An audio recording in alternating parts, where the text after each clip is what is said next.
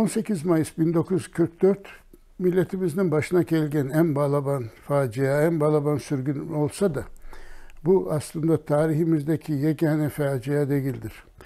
1783 senesinde Rusya Kırım'ı basıp algandan sonra onun niyeti apaçık şekilde Kırım Tatarlarını Kırım'dan def edip Kırım'ı boşaltmak ve onun yerine Rus insanlarını yerleştirmek idi.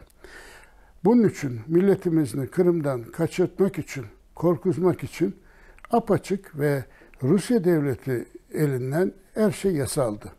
Ve o şekilde Kırım'ı, Dilber vatanını terk etmeye mecbur kalgan, artı artına gelgen muhacir dalgalarından Kırım'dan ayrılgan Kırım Tatarlar hepsi aslında bir çeşit sürgünle vatanlarını terk ettiler.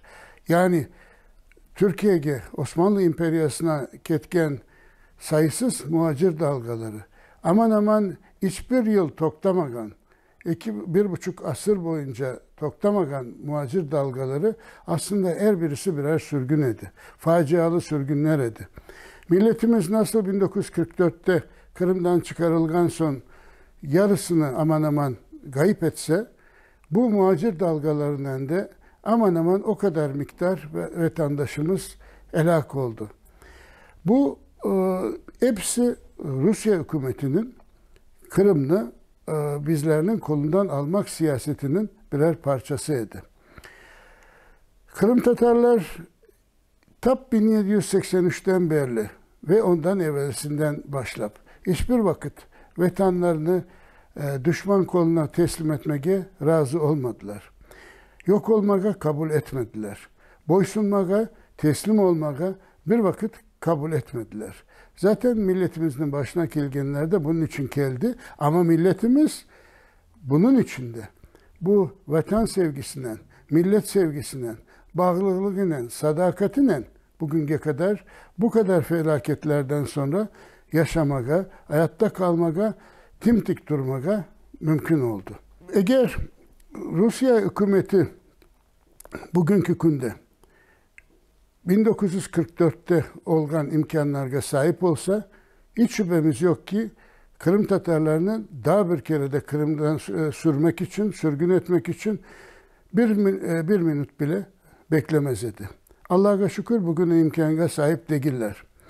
Ama 1783'te nasıl olsa, 1783'ten beri nasıl olsa bugünkü Rusya hükümeti de aynı şekilde Kırım Tatarlardan temizlemeye elbette ki isteği ve fırsatını bulsa bunu elbette yapacaktır.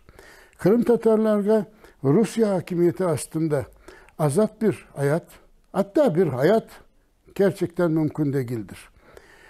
Onlar için Rusya hakimiyeti aslında Kırım Tatarlar için hiçbir gerçekçi perspektif yoktur.